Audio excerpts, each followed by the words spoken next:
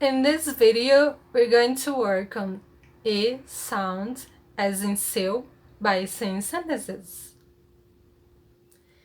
Ele pegou o seu carro. Ele pegou o seu carro. Ele leu a revista. Ele leu a revista. Ele comeu peixe. Ele comeu peixe. Ele deu um presente. Ele deu um presente. Ele recebeu um presente. Ele recebeu um presente.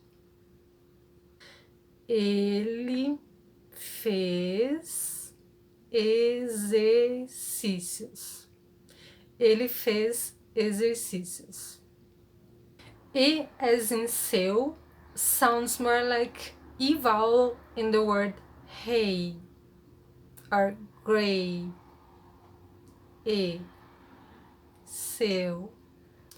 The jaw doesn't drop.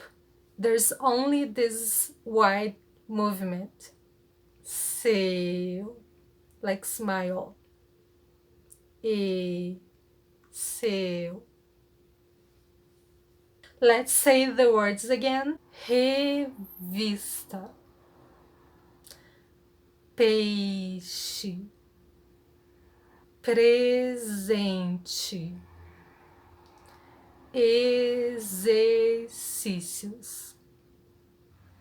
I hope you can tell the difference better now.